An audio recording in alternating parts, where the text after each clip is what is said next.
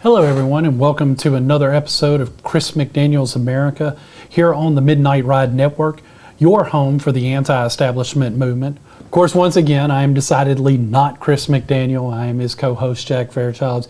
Chris is once again away, so we are not able to have him today, but join me as always, as he referred to himself last time, my own Joan Rivers, but I think you're more of an Ed McMahon type in the role that you're filling. Jim Segelski. I feel like I disappoint people every time I'm here because it means Chris isn't here. So you disappoint. I'm the one who has to come on and tell him he's not here. So it's I think it'll be okay though. I mean, and Chris plans on being back next week. Just with his schedule, sometimes it is what it is. He is a busy attorney. He is that, and of course there's so much going on. We didn't want to take a week off and not come to you guys. And one of the things that we've noticed here lately is we've, of course, got this major presidential race. Last week you had the Democrat National Convention. I'm going to get Jim's thoughts on that, rest assured, later in the show. But we've seen the messaging, and it goes everywhere from which side can get somebody from the other side to endorse them next. I mean, whether it's RFK Jr., Tulsi Gabbard coming out for Trump, or whether or not it's the Democrats bragging about who they had at the DNC to talk about why they were for Harris, and other Republicans. Of course, they would inspire a rhino mask if we were later in the show, but other Republicans that have jumped on board the Harris train. So it's crazy as we look at this race and we see it broke down. But the thing that I find most fascinating is this way that they are trying to frame Kamala Harris. She's being framed as the candidate of change. She's going to be the candidate that's going to come in there and bring us some stability, some change. And that's interesting. Because last time I checked, she's the sitting Vice President of America. She's the sitting Vice President of the United States of America. She's part of the administration. She's a part of everything that has gone on these last 4 years. I saw where just the other day, I think it was Reed told us, the Politico put out an article that J.D. Vance is trying to tie Kamala Harris to Joe Biden. She's already tied to Joe Biden. He doesn't have to try, but that's the way the media is going to frame things. Anything like that, they're going to frame it in a unique way like they are in this race. There's an article that came out from the AP, and that's exactly what this headline says. Jim, the headline is, she's the sitting vice president. She's the candidate of change. How Harris is having it both ways. I don't have to read the article to tell you how she's having it both ways. She's having it both ways because the media is allowing her to. The media is going to cover for her just like they covered for Joe Biden in 2020. Absolutely. And if you look at this, it's an interesting question that this raises because, again, what is she trying to change us from? She was a part of the administration. So she was a part of everything that happened. So if she wants to be the candidate of change, wouldn't that in fact mean that she's trying to change away from the way things have been the last 4 years? And if that's the case, Jim, is she admitting that Joe Biden's 4-year reign as president was a complete and utter failure? Listen, I think the propaganda media is never going to admit anything. They're never going to tell us the truth. The problem here with Kamala Harris is she's running away from a far left government that she was a part of when she's the most far left candidate there's ever been. But now the media is trying to portray her as a moderate. Whereas, if you think about 4 years ago, Joe Biden was supposed to be our moderate, and he ran a far left government. And now the far left candidate is trying to be passed off as a moderate, and she's going to succeed to some extent because of the propaganda media. Absolutely. And they don't want to talk about things that prove that we do want change. We want to change away from what we've seen the last 4 years.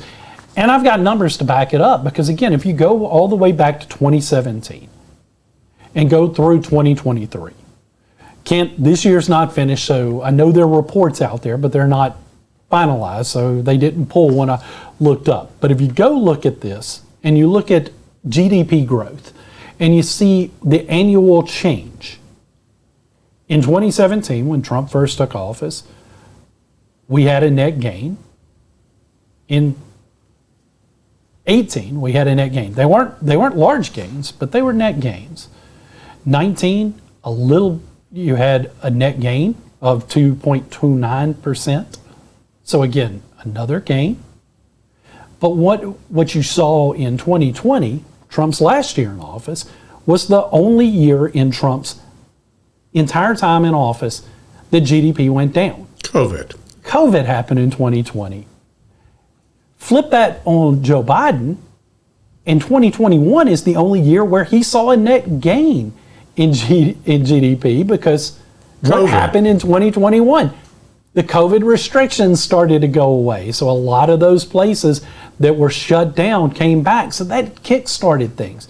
So when you look at this and you see the growth that he had in that 1 year, since that time, it's been all downhill. That is further proof that this campaign or that this administration has been an administration of failure, that this administration has not delivered. And yet here we have the candidate of change trying to pretend that she wasn't a part of this. Or in the same breath, she's trying to tell us what a great president Joe Biden was. And you look at these numbers don't lie. You know, you can look at this and you see it plain as day. It's insane too if you go back and you look at inflation. The same type of thing that you look at, go all the way back to 2017, and you didn't see a large growth of inflation. You saw about a 2% growth. In 18, it was about a 1% or 1.9. In 19, 2.30. In 2020, it went down to 1.40. In 2021, Joe Biden's first year in office, jumped up 7%. In 2022, 6.5.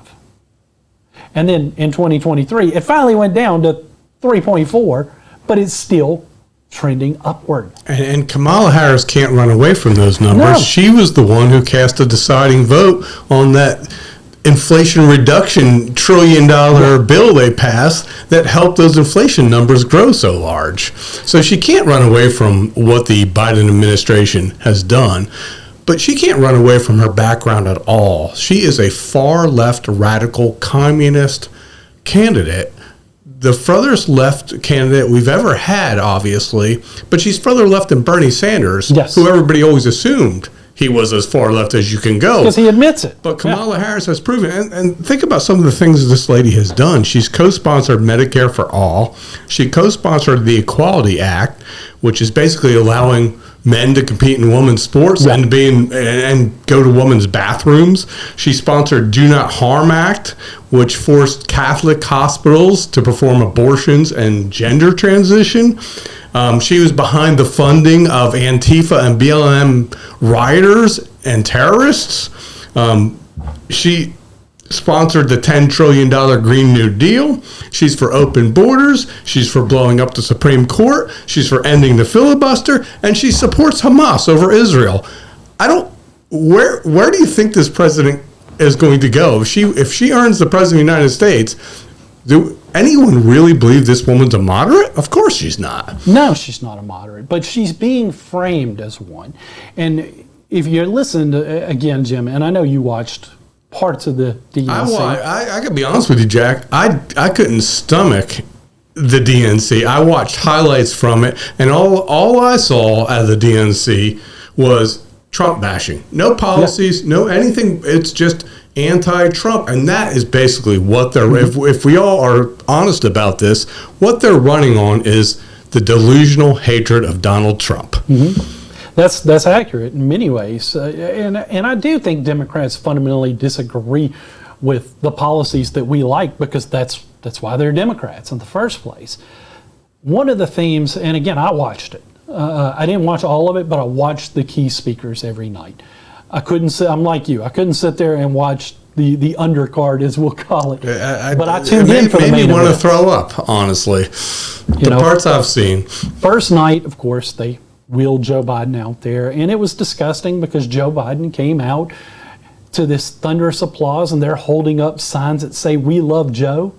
How much did they love him when they were stabbing that knife in his chest, kicking him? And they kept cutting to Nancy Pelosi, who's having tears, holding up her "We love Joe" sign. She led the charge in kicking Joe off the ballot.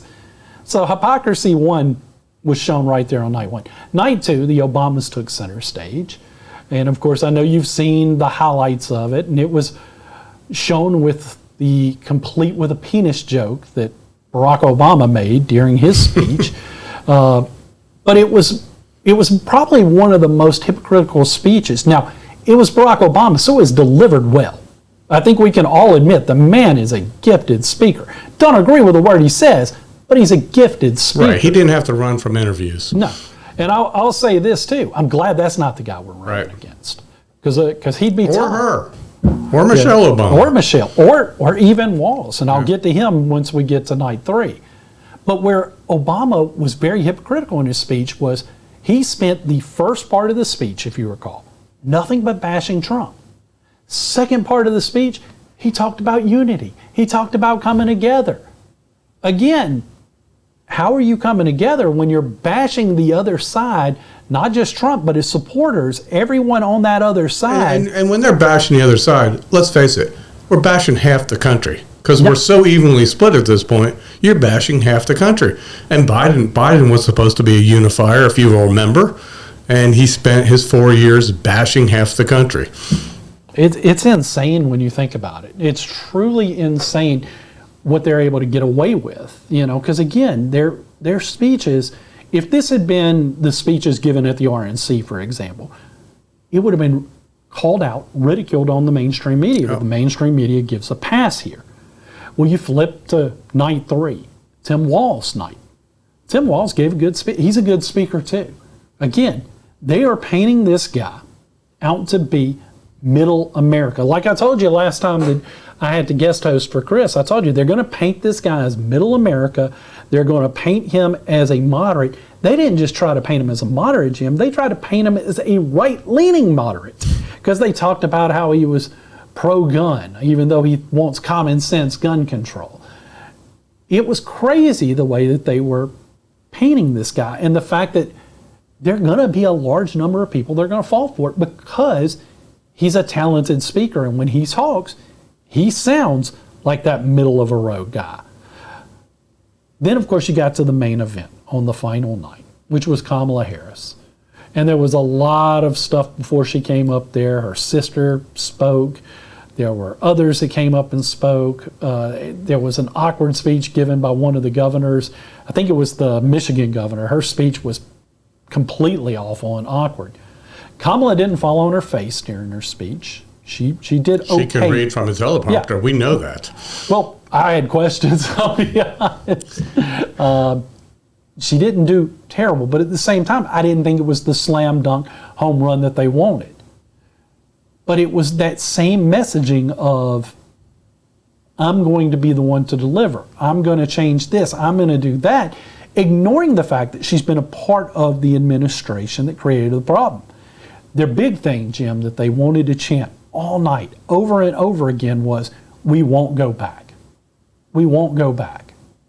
They were saying that over and over again, and again, they're trying to frame Trump as the past. It's a smart strategy from a political standpoint.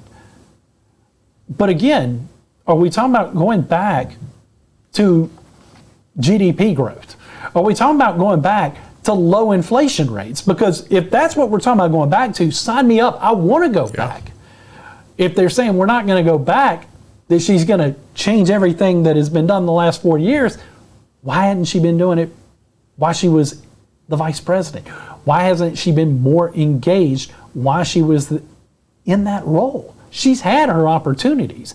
She is very much a part of this administration. No matter how much they try to pretend that she's not, she is 100% tied, tethered, however you want to phrase it, directly to Joe Biden. But guess what? She's never going to be asked that question by the media. she's going to get a free pass. Is she going to get asked anything by the media? I'm beginning to doubt it, and I'm beginning to think she's going to dodge this debate. You know, she got Trump to agree to do the Biden debate on ABC under Biden's rules, and now she wants to change the rules. Yeah. It's incredible. I mean, she won't do a Fox debate, obviously. I don't think she really wants to debate. I don't think she wants to talk on camera without a teleprompter. I don't either. You know, and that is basically the same playbook they used for Biden in 2020, and he hadn't at least. They had an excuse to hide behind on COVID. They have no excuse this time.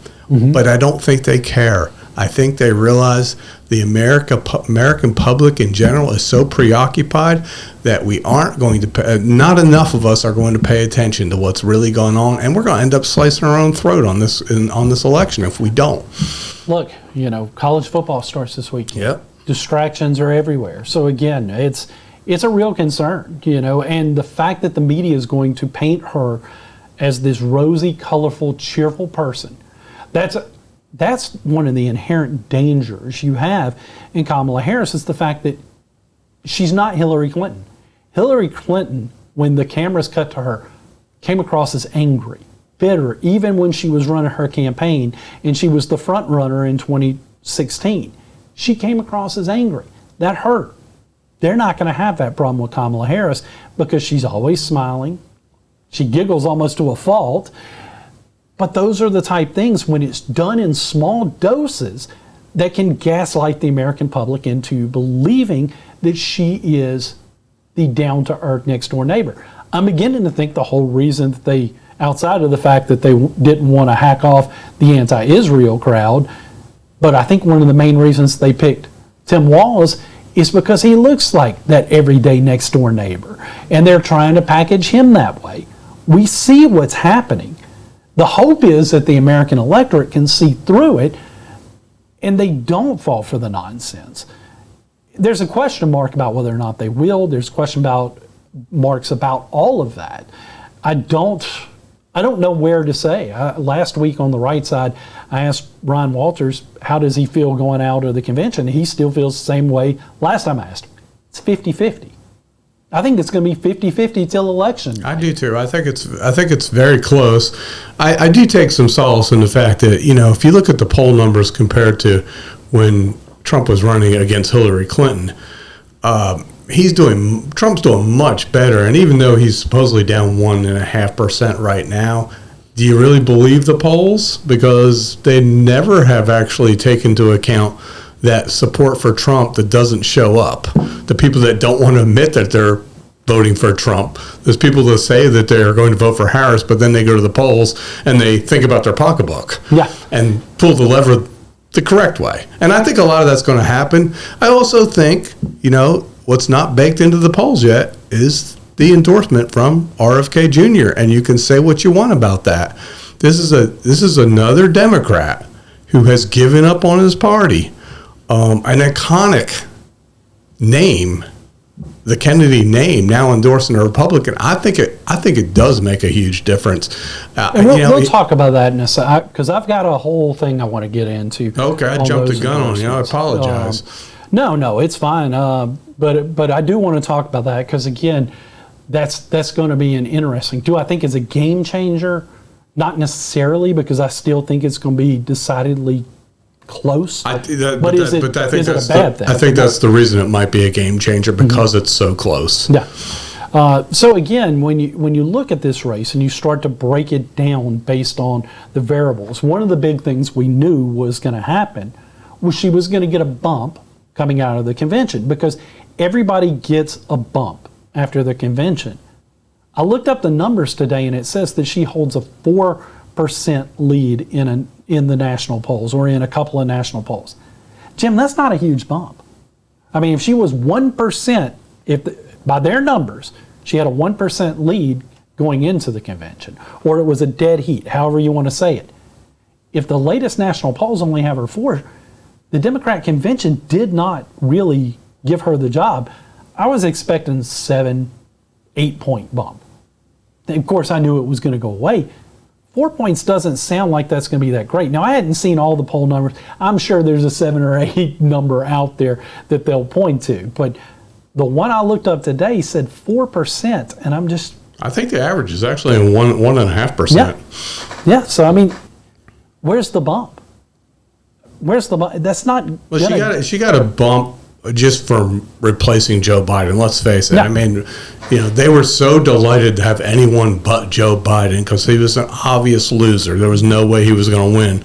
That was her bump. I don't think anything has happened since that's really elevated her at all. I don't think the DNC convention was a big bump for her. I don't think anything's going to bump her up. I think from now on, the only thing that's going to happen now is she gets taken down. If she debates, I think she's going to drop a notch. If she gives an interview, I think she's going to drop a notch. Mm-hmm. She'll still have the cover of the media. The debate won't be fair, but every time she talks off script, I think she'll drop down a notch. Well, they're trying to say, and they're trying to have it both ways, because again, they're trying to say that she's taken the mantra of change away from Trump. And I think that's a media creation saying that she has. She's trying to take Trump's policies. We've seen that too, and that's the other bizarre thing, where she's actually come out mere days after Trump came out with certain policies, and she'll come out with that as her own. She won't mention that Trump was for it. Right. And the media might have a footnote about it after they get called. At first, they didn't even mention that Trump was in it. The same media outlets that were criticizing Trump for these policies are now praising her for putting forth the exact same policies. So we're seeing this creation they're trying to get. I don't think it's I don't think it's true that she has stolen the candidate of change mantra. I think that's the direction she and the media are attempting to take us, and it's possible they might be able to pull that off just because, again, they're gaslighting the American public constantly. Yeah, there's not enough people calling out the real truth here. Mm-hmm. I mean, you got Fox News, and Fox News is doing a pretty decent job, I'd have to say. Mm-hmm. I'm not always a fan of Fox News, but I think in terms of the coverage on Harris, I really think they are doing a pretty good job, but they're absolutely the only major outlet calling her out for the flip-flops, for the fact that she is a very extreme left-wing candidate. And, if everybody told the truth, this wouldn't be a race. Yeah. I mean, the only reason she's in this, the only reason she's at 50% now is because of the media. Well, one of the things, too, that we've talked about, and we've seen the media cover for this, the fact that she's not doing sit-down interviews, the fact that since she's been the nominee, since she first got told Joe Biden was out, she's not done one major sit-down interview. Not once, no. She's not held a press conference where she's had to answer questions. Well, she's finally going to do one, or she's finally already done it, and we'll see it soon. I don't know if it's a case of it's a live interview or it's already been recorded, and we'll see it. But she finally is doing an interview with CNN's Dana Bash. But she's not doing it by herself. She brought Tim Walz along with her. So again, this is one of those crazy things. And I guarantee you the media is not going to criticize the fact that she brought Tim Walz. Now, what's interesting, I found an article where they are criticizing her for bringing Tim Walz. Guess who it is? It's not Fox News. New York Post. The BBC. Oh, well, there you go. So this is how the foreigners are going to see somebody that is going to allegedly walk into a room and sit down with world leaders and command respect when the British media is already pointing out and interviewing folks. This is direct from their article, Jim. I'm going to read it directly. It says, on Thursday night, Ms. Harris will just barely make good on that promise, sitting down with CNN's Dana Bash for her first major interview. Notice their word, just barely. They said, but Ms. Harris will not be there by herself. The vice president will be joined by her running mate, Minnesota Governor Tim Walz, for the primetime appearance. So again, and they also talked to other folks, including Scott Jennings, a former special assistant to President George W. Bush. He said, I think it's incredibly weak sauce to show up with your running mate. Listen, I think our allies honestly are tired of the American president being weak. They just had 4 years of a weak Biden, and you see what's happened in Ukraine, China, Iran, all these places. And I think they are already seeing that, oh my God, the American people are going to fall for another weak candidate, a candidate who is scared to speak off of the teleprompter. And I think that frightens our allies. It should. It should frighten us. Yeah, it absolutely should frighten us. You know, I never in my lifetime thought, I'd say, because the media, despite their left lean, has always prided themselves on the access they get. Whether it's a Republican or a Democrat, they demand that access. They have always been, if you're not willing to talk to us, they'll attack. In this instance, you've seen a few start to get annoyed with it, but the most are remaining silent about it. And I guarantee you they're going to talk about what a home run she hit in this interview. They're going to tell us how solid this interview is. That is, I guarantee you she probably knows every question in advance because it's Dana Bash and CNN. Yeah. They're not going to trip her up.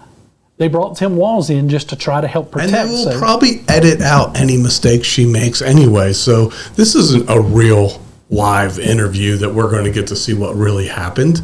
And until she debates, I don't think we will get any test of her ability to speak off the teleprompter. And you know, that should scare every American because we don't know what we kind of do know what we're getting. Because when she does speak, because she's given some talks and interviews as vice president, she sounds like an idiot. You can go back to her debate with Mike Pence 4 years ago during the vice presidential debate. You get an idea what you're going to get from her. She was not good in that debate. She couldn't stop giggling. She was not stellar in any way, shape, or form. I think that's why they fear leaving her alone. That's why they're using this microphone muting, right? Because her most memorable moment in that debate was when she stopped Mike Pence and said, "Excuse me, I'm talking," because Pence tried to talk over her. They need that type of moment in this type of debate. They need a moment where it looks like Trump's being mean to her. Yep. And that's why they're hoping for the live mics, because they understand that Trump is going to talk over her if given the opportunity. I think they understand that Trump will win this debate, but I think they also realize that their strategy right now of hiding her is working. I mean, it's working to some extent here. Mm-hmm. Now, whether it continues to work right up to November, I'm not so sure. I think there are some people that will eventually demand to hear from her, to actually hear what she actually stands for. Because the only thing that we're being told now what she stands for isn't coming out of her mouth. It's coming out of other people's mouths. Yes. I mean, she's portrayed as a moderate by the media, not by her. No. It's the media. So it's going to be interesting what actually happens. I hope they debate, but I'm also kind of with Trump sticking to his guns on this, because Trump's already given up a position on this. I mean, she really should debate 3 times. One of them should be on Fox News.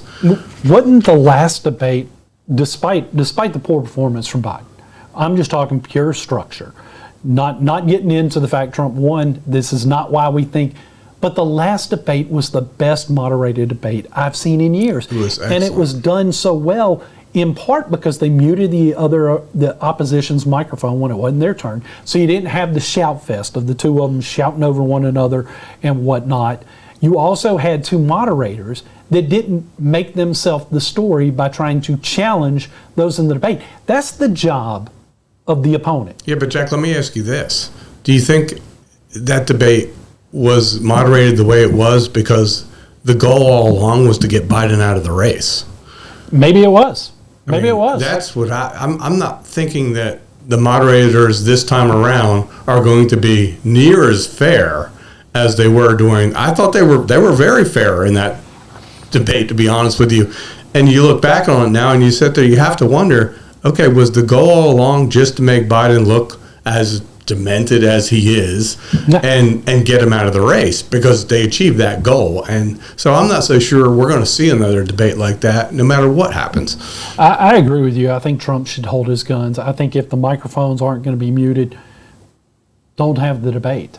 And frame that against her. Be like, look, this was agreed upon, and then you changed it. Yeah. Well, not only agreed upon, Harris insisted that Trump do this debate, this ABC debate that Trump and Biden had worked out the details. Yeah. Harris didn't even work out the details. And then once Trump gives in and goes, okay, I'll do it, then she changes the rules.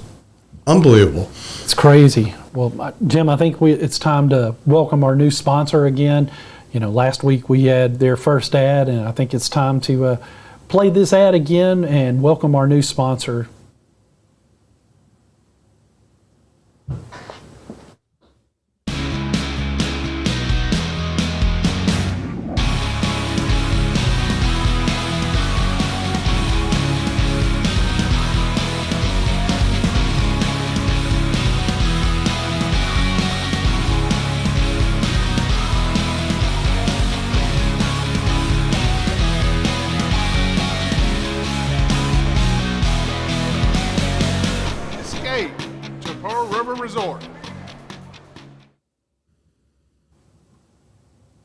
It's awesome to have new sponsors come on board and help the Midnight Ride be the success that we're hoping for it to become.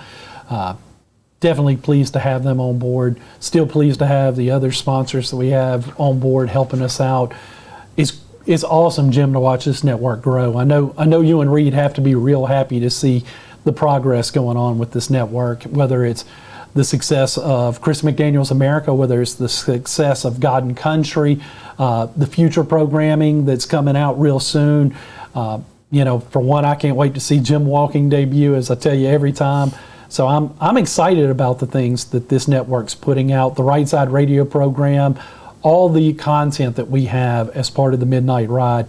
It's great to see sponsors coming on board, but what's even bigger is seeing the feedback and the viewers and the listeners that we're getting. Yeah, we're thrilled with the growth that we're showing on each of our shows, and you know it's been a long process, but we have a great team. It's a very small team right now, and everybody's doing so much work. It's incredible, but the Midnight Ride's growing, and we're excited about it, and we hope we can help change the world, and we really appreciate you, Jack, and we appreciate Chris.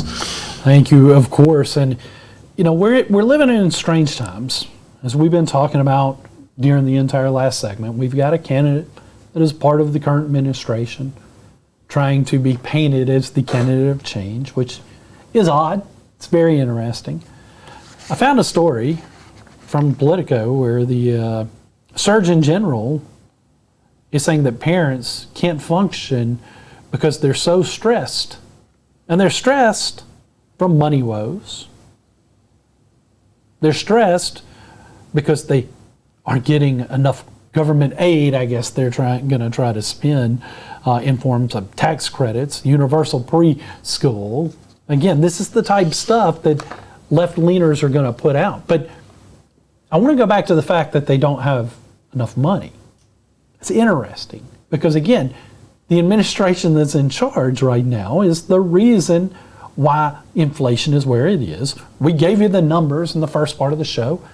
I don't have to go back over that. So you can go back and you can see these numbers. But you can see the way that they're framing it, because they frame it around this whole, we got to have more handouts. I see something like this, and I see this is going to be another story opportunity in how they're going to try to frame things and why you need Kamala Harris, because she'll give you goodies. And that's going to be her whole mantra here, is going to be gimme, gimme, gimme, handout, handout, handout. That's all Democrats know. And it can be successful if the American people aren't paying enough attention. And these handouts aren't free, no matter what they try to tell you. The reason things cost so much right now, it was government handouts. I mean, it started with COVID and then never ended. It went to the Green New Deal. It's never-ending spending by Republicans and Democrats. Yes. I mean, both parties. But it's the spending right now that is causing people not to have the money, parents not to have the money to buy groceries, to buy their kids' school supplies, to pay rent, and to do everything else that we need, to go on vacation. It's the spending that caused this, and government handouts will just make the problem worse. It absolutely will, and that's part of the reason why they want to try to steer clear of having live debates or having live interviews. There's a story I found too, Jim, where they point out that Harris, of course, has gone 36 days without sitting down for a major interview. 36 days. Changes tomorrow, kinda, because she's not doing an interview with. I'm going to be real interested to watch that tomorrow. I probably am going to torture myself by sitting down and watching that one. Because I want to see how many questions she answers and how many Walz answers. I put money on it. Walz is going to answer the bulk of them. And that's going to be by design. I want to watch because I want to see if she starts to laugh hysterically or inappropriately or starts to, give her word salad answer and Walz jumps in to save her. That's what I think is probably going to happen. I think that it will happen. There was a CNN political analyst, Alex Thompson, who said that Kamala Harris was being cautious about doing interviews because all of her worst moments came during live moments. Absolutely. So CNN said the secret part out loud. This guy admitted it right there. Of course, if Harris, there is a bit of history working against Kamala Harris in this race. And I didn't realize this because I thought, you take for granted, you see a vice president and you're like, oh, well, vice president, they'll run once the sitting president is up, they'll probably be the shoo-in. Harris would defy history if she is elected because just one sitting VP has been elected a president since 1836. Wow. And you know which one that was. That was George Bush the First. Yep. King George the First was the last and the only one since 1836 to be elected. And I think a lot of times too, Jim, and this is where it's unique for Kamala, a lot of times after 8 years, it seems like maybe the American public get tired of one party having the control. I think it was different under the Reagan administration because Reagan was so beloved that they felt like, well, we can go ahead and elect Bush and we'll be electing an extension of Reagan. Most people forgot that George Bush was a compromise with the establishment wing of the Republican Party in 1980 to try to help Reagan secure more support following the nomination. He was never a true Reagan believer. He never believed in the policies of Reagan, but because he was so tethered to Reagan, he was able to utilize that to his benefit and get elected president. In this instance, Kamala Harris doesn't have that same thing because they're trying to distance themselves a little bit from Biden. But the other advantage she might have is the fact that we're not talking about an 8-year regime. So they can try to spin it, or maybe the American public hadn't had enough to be sick of it yet. I have, you have, but that's an inherent question. Will that matter? Because again, vice presidents run for president historically have not done so well. Jim, were you aware of that when you? I was not. I wasn't either. Not. I saw that headline. I was surprised. No, I'm surprised too. Actually, I've never thought about it, but I'm very surprised.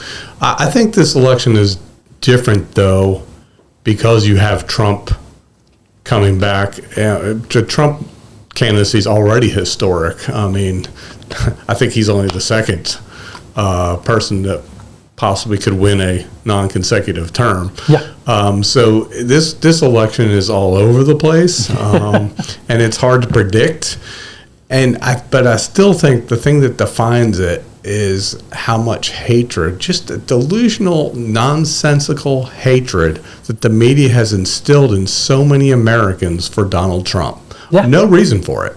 Absolutely no reason for it, because Donald Trump was actually a pretty impressive, successful president who told the truth and kept his promises, which is unheard of in politics. Donald Trump came out and he told us exactly what he was going to do, and he did it. And things were absolutely wonderful. We were going gangbusters economically in this country and socially. Everything was going well until COVID hit. Well, no one could predict COVID. It certainly wasn't Donald Trump's fault. But if you listen to the media, it was his fault because he didn't respond fast enough. That's the spin they always throw out, which is nonsense. If you think about it, that's a crazy spin because he was getting criticized for responding too fast, for rushing the vaccines through, for doing all this stuff. But all that falls back on Fauci. Let's face it. That was all Fauci, leading Donald Trump astray. And I think Donald Trump will be probably the first one to admit he shouldn't listen to Fauci. But take that all out of the equation because COVID now is nothing more than catching a cold at this point. If we could go back to those first 3 years of the Trump presidency and do it all over again, America will once again be a great place to live after 4 years of really what's been a nightmare for American families. I mean, a nightmare for all of us, for small businesses, for families, for everybody who just goes out and lives their life and wants to go on vacation or buy groceries or pay rent. It's been a nightmare for us. So it's amazing to me that this is even close, but it's because of the media. Well, one of the things that's even more, because you talk about the bizarre issues in this race, and one of the things that stands out, and you've already brought up one of them, and that's these endorsements.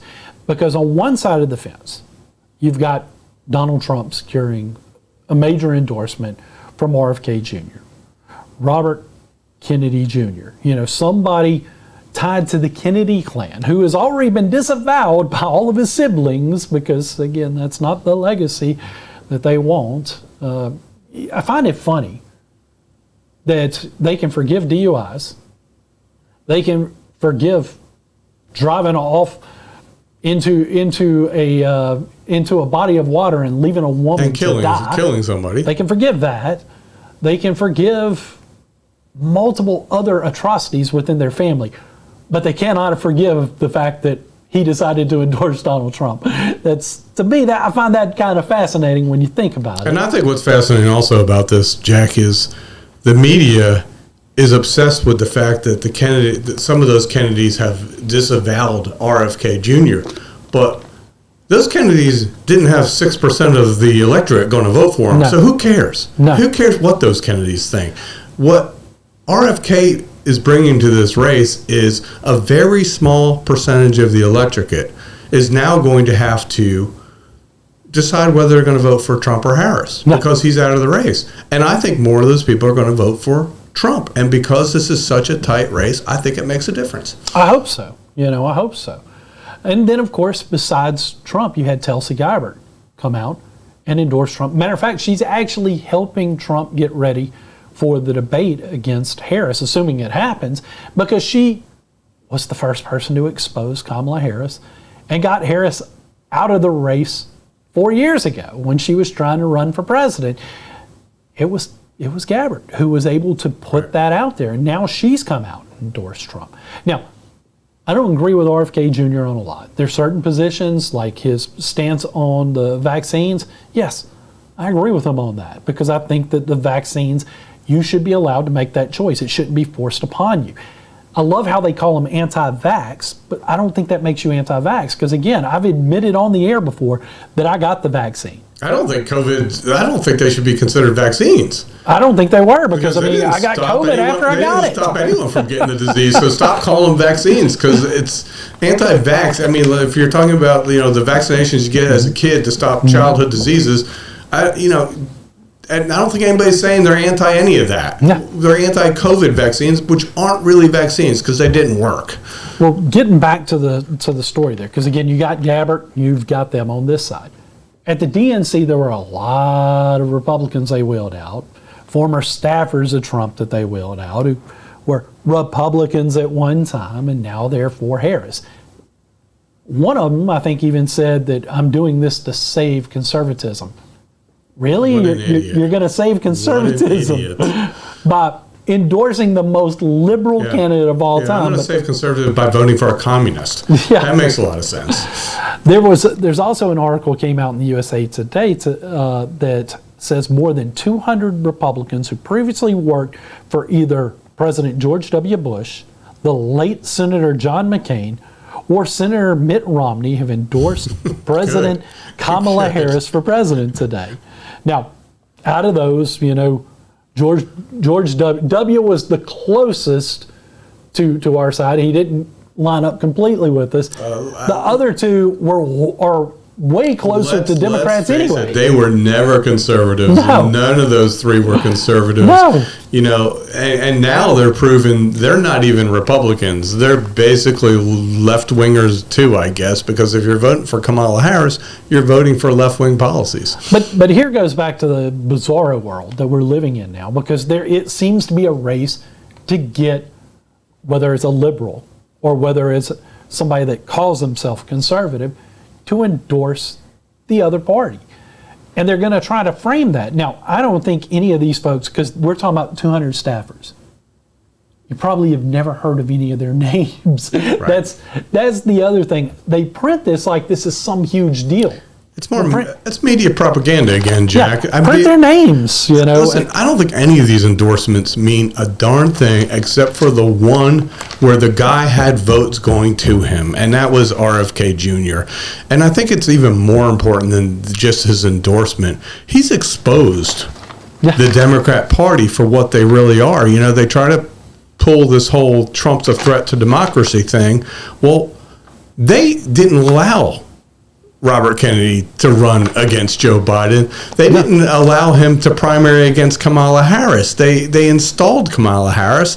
When he became an independent, 13 different freaking lawsuits filed against him by Democrats to stop him from being an independent. That's the threat to democracy that he's exposing, and then he's also exposed the media. And what's funny now is that you've got some of these states that he was going to drop off of the ballot where they're already trying to fight to keep him on the ballot, because it might hurt Trump if he's still on the ballots with the Democrat. So now they flipped the script. I actually saw somebody suggest, and I thought this was hilarious, and would support an attempt if I didn't think it would cost an outrageous amount of legal fees for him to try, that Trump should sue to keep Joe Biden on the ballot. I think he should. You know, so I mean, we are living in insane times when you see this race to try to get the other side to endorse you. I don't have a problem if RFK Jr. is, you know, given some place in a Trump administration in the roles where he agrees with us. You know, I don't necessarily want to see him be over the environment, because I don't think we agree with him there at all. But I do not have a problem if he is a part of helping research. I think he should be in charge of the new Department of Assassinations. Is what he should. I mean, he got a family history there.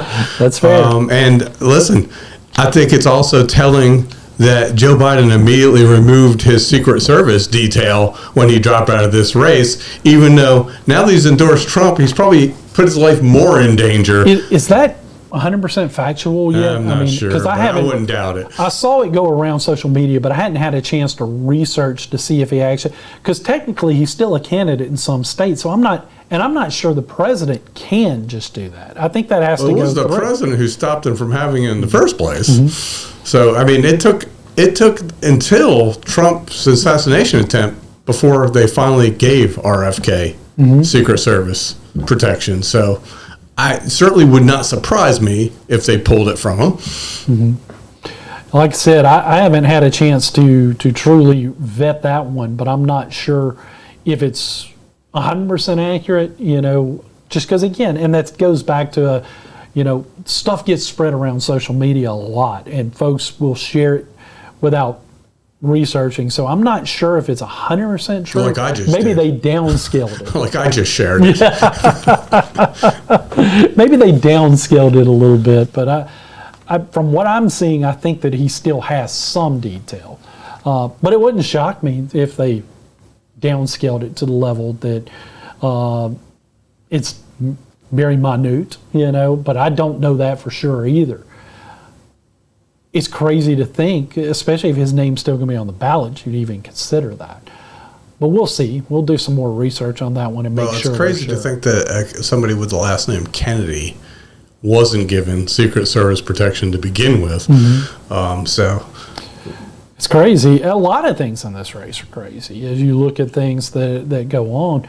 But one of the things that I thought that came out this week, I'm sure you saw this, Jim, where Mark Zuckerberg admitted that Facebook, Meta, was pressured by the Biden administration to censor COVID-related content. He even talked about the Hunter Biden story and how they suppressed that because they were told it came from Russian. Zuckerberg is coming out, it seems like, and throwing the Biden administration under the bus here because I think he doesn't want government regulations on his company. I think he doesn't want that type of oversight, so he's saying the secret stuff out loud again. This is very interesting because, again, this is something that is frightening to see our government. Doesn't surprise us. We knew it was happening when it happened. We knew when Facebook started censoring this stuff and started utilizing these fact checkers that they were going to get that pressure from the government. The fact that he's coming out and admitting it now, it's interesting. It's also interesting that here we are in an election year where I'm sure they're going to get asked by the Biden administration again to suppress, fact check certain things and try to down throttle content like the Midnight Ride. So I'm sure that they're already getting some of those questions. I'm surprised to hear him say it out loud. I truly am. I would have thought he would have covered, because Zuckerberg is a Democrat. He is a left-leaning individual if there ever was one. For him to come out and say this difficult part out loud, say the secret part out loud, shocks me a little bit. Right before an election, it does shock you. And why do you think he did it, Jack? I think because he's facing those committees in Congress and he's afraid that he might face some serious consequences if he didn't tell the truth up there. He definitely didn't do it to protect, he did definitely, in my opinion, I don't think he did it to hurt Kamala Harris, because I think that's where he wants the race to go.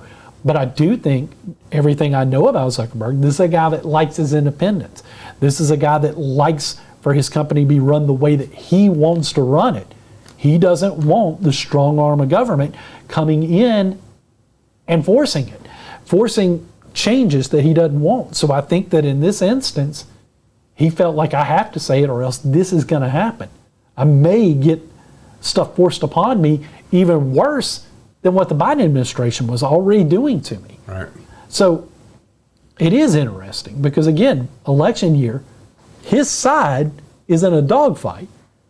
It's very interesting that he'd come out and say this now. I'm just not shocked by it. And I hope that this leads to some of the changes. Because, again, we have all experienced, if you're a conservative content creator, you've experienced your algorithms getting down throttled. You've experienced where, as it is called online, shadow banning, which means we'll share our content. It doesn't go anywhere. Nobody else is seeing it in their timelines because Facebook has shadow banned us. And they're able to do this and they're able to block. And that's similar to what he's talking about here with this type of information. It's frightening when you think about it because government shouldn't have a role in this. It's Big Brother. It's Big Brother. Absolutely. Big Brother, it's the government shutting down free speech is what it is. We all knew it was happening. I mean, I'm glad Zuckerberg is finally admitting that it was happening, but we all knew that it was occurring long ago. I hope it comes to light. I still thank God for Elon Musk. Mm-hmm. Buying Twitter is the best thing that's happened to the free speech movement in America, and that guy's a hero. I don't think he's given enough credit. And X is one of those places I have a hard time committing to. Several reasons I don't like it, and it has nothing to do with free speech. It's more I don't like the character limits and stuff like that because I do think that has led to a dumbing down of our society. Just the other day, I heard a young guy. He was sitting there talking, and he was abbreviating the word appreciate to I appreciate. And I'm like, stop. Every word doesn't need to be abbreviated. But Jack, we need to make X so successful that Elon can then go and buy NBC or Comcast or whatever, because they're all liberal crap outlets who are never going to tell us the truth. And we need more Elon Musks in this world, or we need to make Elon Musk so wealthy that he can buy them all because he is a bastion of free speech. And the right side does have a page there now. It's just, it's not my forte, Right. but it might become that, especially if Zuckerberg continues to give in to government pressure. Maybe that's the other reason why he admitted it, because he's starting to see his numbers shrink a little bit now that X is starting to gain traction under Musk.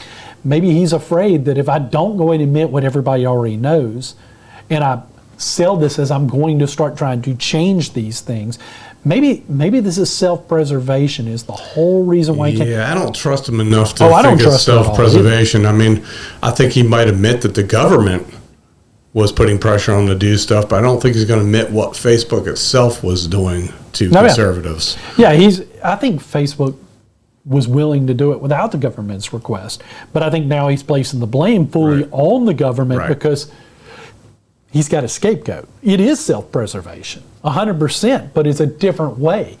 I don't think he wants to hurt the Harris campaign at all. And I think if asked, he'll probably say, well, Harris was never involved. It was totally Biden's side. Harris was never involved. Yeah, because now it's safe to throw Biden under the bus on everything now. Oh, absolutely. And they're doing it, that's for sure. But Kamala Harris is somehow getting that free pass.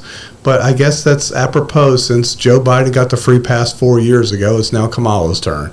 It's insane when you think about it. Because again, we're talking about his running mate, the person he tapped on the shoulder to be his vice president.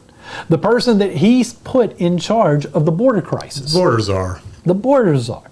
Now, they try to tell us she was never really a border czar. She never had anything to do with it. The border czar is now in favor of Trump's wall. I saw that. That's the craziest thing ever.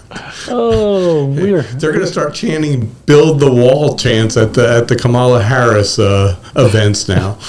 It's insane, and we're living in such strange times where the candidate of change is the candidate that's involved in the current administration.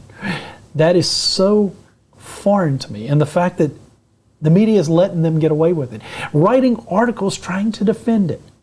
Writing articles defending the fact that she doesn't want microphones muted during the debate. Yeah. I mean, we're watching everything they do. The media is allowing her in her first sit-down interview to bring a running mate with her instead of giving that one-on-one interview. And not even criticizing her for that. It's amazing. We have to go to the BBC to find criticism that is not coming from Fox News, Breitbart, or one of the more conservative outlets. I'm not so sure Al Jazeera is a better news outlet than most of the mainstream media in the United States right now. At least they admit their bias. Yeah. I mean, that's, again, I have a hard time disagreeing with you on this. But when we break everything down and you look at this race, we're a long ways away from November, but we're getting closer. We're getting closer. Don't get caught up in poll numbers. You're going to hear constantly between now and November how far ahead she is of Donald Trump. You're going to get clubbed over the head with how much better she's doing than Donald Trump.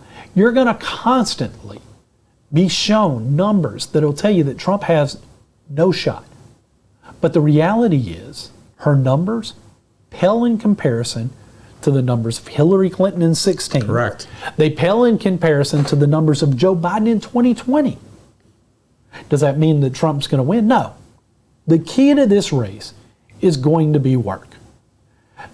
A lot of us, outside of being able to do shows like this and to come on to shows similar to this and talk to you about issues and try to tell you, we're not going to be able to go to these swing states and knock on doors. We're just not. But there's some of you that are watching this that can. There's some of you that live in those battleground states that it's not a sacrifice for you to go knock on doors. You're going to have to get involved. Because again, these battleground states are where it's going to be won. These national polls don't matter. The only reason they keep utilizing them, the only reason they keep pointing them out is because they understand by doing that, they can kill your enthusiasm for your candidate. Don't fall for it. It's all noise. That's all it ever is going to be. And as long as we stay focused, we stay on message, we can beat her on the issues. Her positions, her policy positions are terrible. Or non-existent. Or non-exist. Well, they exist. You just got to dig back a few years, but they exist. They'll tell you they're non-existent or they mirror Trump's, but her true policy positions, they're out there. Yep. Just go look them up. You can find them, and you will see exactly who this person is. And we need to be framing her that way. Trump's team needs to be doing that daily. I hope they are. I think they are. I think J.D. Vance has been on the I can circuit. promise you no one's outworking Trump. No, I don't think so either. He's still drawing great rally crowds, despite the media telling you that his rally crowds are showing signs of decline. I don't see it when I see the photos, but I don't think rally crowds matter either because, again, it's going to be the work. That's going to be what's going to win this race this time. It's going to be the work. Get out there, outwork the, because I can promise you this, in those battleground states, the Democrats will be working. It's a guarantee. It's going to happen. And probably cheating. Well, that side is harder for us to control. But yeah, I did see stories saying COVID's coming back. So, well, Jim, thank you so much for filling in today for Chris. Chris, we miss you. We look forward to having you back next week.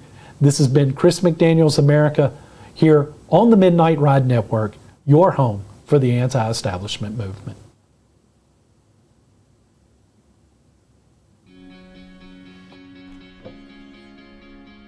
Looks like you've been sleeping well. Megan, he's back. The My Pillow guy. And you're looking good. Still feeling good. Well, just when you thought it couldn't get any better, we've got the best pillow ever, My Pillow 2.0. Wow, it's so soft and smooth. It's cool to the touch. How did you do that? Well, we took My Pillow's patented fill and combined it with this new technology that we didn't have back then when I invented My Pillow to bring you the best pillow in history, My Pillow 2.0. Just like all of you, I never imagined that My Pillow could get any better. That's why I haven't changed it in nearly 20 years. Then I heard about a revolutionary new technology, and I knew I had to bring it to you all. My Pillow 2.0 is truly the next generation of My Pillow. The My Pillow 2.0 is cooler and softer than the last My Pillow. It is so comfortable to sleep on at night. I look forward to going to bed, and I wake up well rested in the morning. Sleep is all about temperature and height.